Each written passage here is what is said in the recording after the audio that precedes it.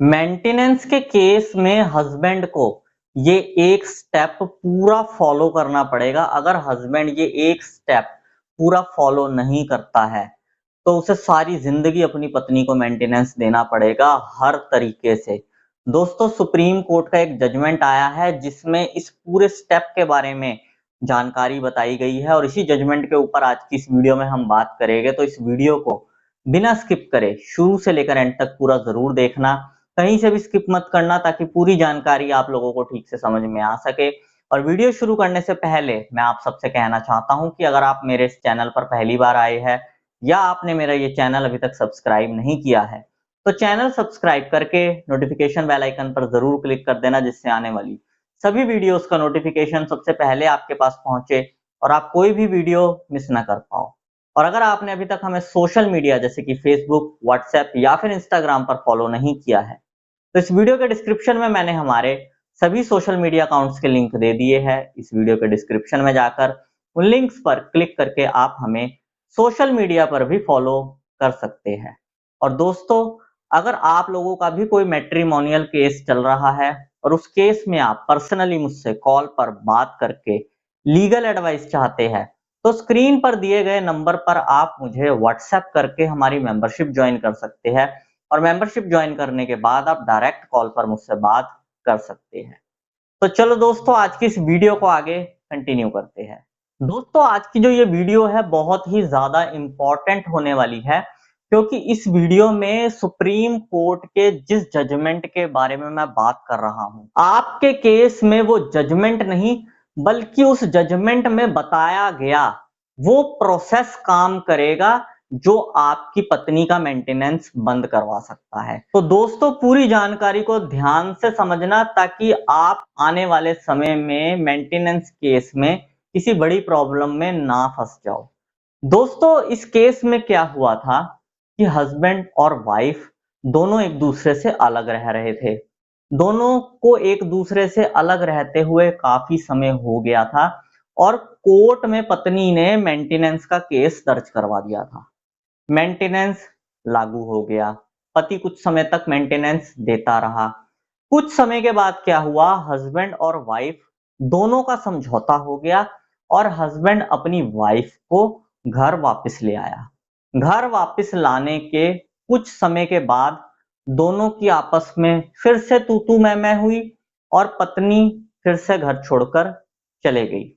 Maintenance का case continue हो गया। फिर से पत्नी ने मेंटेनेंस का केस आगे कंटिन्यू करवा दिया और केस फिर से शुरू हो गया। पति इस चीज की अपील लेकर हाई कोर्ट पहुंचा, वहां पर पति की सुनवाई नहीं हुई, जिसके बाद पति सुप्रीम कोर्ट पहुंच गया। हस्बैंड ने सुप्रीम कोर्ट में यह दलील रखी कि जब हमारा आपसी समझौता हो गया था, मैं अपनी पत्नी को घर वापस ले आया था, उसके बाद मेरी पत्नी चले गई, तो दोबारा मैं उसे मेंटेनेंस क्यों दूं जबकि हमारा दोनों का तो समझौता हो चुका है।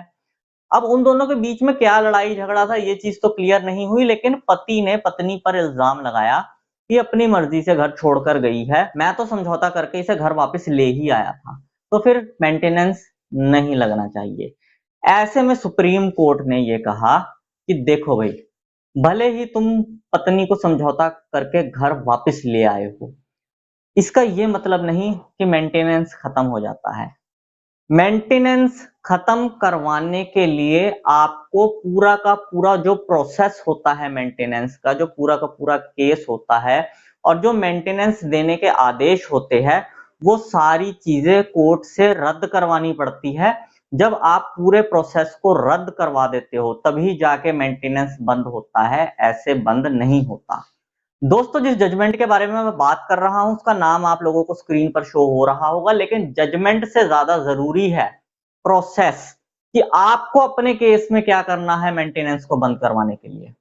देखो दोस्तों, बहुत सारे लोगों के केस में ऐसी सिचुएशन आती है जहां पर वो अपनी पत्नी के साथ समझौता कर लेते हैं और पत्नी को वापस घर ले आते हैं, लेकिन पत्नी को वापस घर लाने के बाद वो सोचते हैं कि अब सारे केस खत्म हो जाएंगे क्योंकि उनकी पत्नी उनके साथ वापस घर पर रहने लग गई है। लेकिन अपने आप ऐसा कुछ भी खत्म नहीं होता। आपको पूरा प्रोसेस कैसे करना है, आप इस चीज को जरा ध्यान से समझ लो। आपको पहले तो अपनी पत्नी के साथ एक समझौता नामा करवाना है। उस समझौते नामे में सारी चीजें लिखनी है कि आपका और आपका पत्नी का समझौता हो गया है, आप सारे केस खत्म करने जा रहे हो, सारा कुछ खत्म करने जा रहे हो, जितने भी लीगल मैटर्स आप लोगों के कोर्ट कचहरियों में चल रहे हैं। और साथ में उस समझौते नामे को कोर्ट में दाखिल करवा के जितने भी कोर्ट में केसेस होते हैं, चाहे वो मेंटेनेंस का केस हो, चाहे 498A का केस हो, चाहे डीवी एक्ट का केस हो, सभी केसेस आपको रद्द करवाने पड़ेंगे कोर्ट से। और इतना ही नहीं, आपके खिलाफ जो मेंटेनेंस का आदेश जारी हुआ होगा वो भी आपको वहां पे रद्द करवाना पड़ेगा। उसमें उस समझौते नामे के साथ आपकी पत्नी भी पेश होगी, जो वहां पर जाकर ये गवाही देगी कि हाँ, मेरा और मेरे पति का समझौता हो गया है। कोर्ट ने जितने भी आदेश करे हैं, जितने भी मेरे केसेस है, वो सब कोर्ट रद्द कर दे, क्योंकि मैं अपने पति के साथ दोबारा घर बसा रही हूँ। दोस्तों, ये पूरा प्रोसेस आप लोगों को कंप्लीट करना पड़ेगा, क्योंकि अगर आप ये पूरा प्रोसेस कंप्लीट नहीं करते हो और बिना इस प्रोसेस को कंप्लीट किए अपनी पत्नी को वापस घर ले आते हो और फ्यूचर में फिर कोई कहासुनी होती है XYZ किसी भी तरीके की और आपकी पत्नी वापस घर छोड़कर चले जाती है, तो उसके बाद भी सारे केस दोबारा से कंटिन्यू हो सकते हैं। वही सारे आदेश जो आपके खिलाफ हुए थे वो दोबारा से कंटिन्यू हो सकते हैं। और इसमें सबसे बड़ी बात ये कि आपको एक बड़ी प्रॉब्लम और आ सकती है। वो बड़ी प्रॉब्लम ये है कि जितने टाइम पीरियड तक आपकी पत्नी आपके घर पर आपके साथ रही होगी, उतने टाइम पीरियड का भी एरियर पूरा ऐड होगा। और वापस डिस्प्यूट होने के बाद जब आपकी पत्नी मेंटेनेंस के केस को दोबारा से ओपन करवा लेगी, तो वो सारा इकट्ठा पैसा आपको कोर्ट में देने के लिए कहा जाएगा अपनी पत्नी को।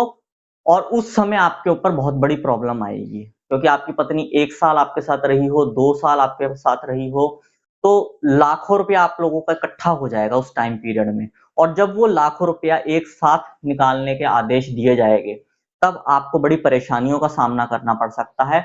तो ये जो प्रोसेस मैंने आप लोगों को बताया है, मेरी आप सभी से रिक्वेस्ट है, इस पूरे प्रोसेस को कंप्लीट करके ही अपनी पत्नी के साथ समझौता करे और उसे अपने घर पर वापस लेकर आए।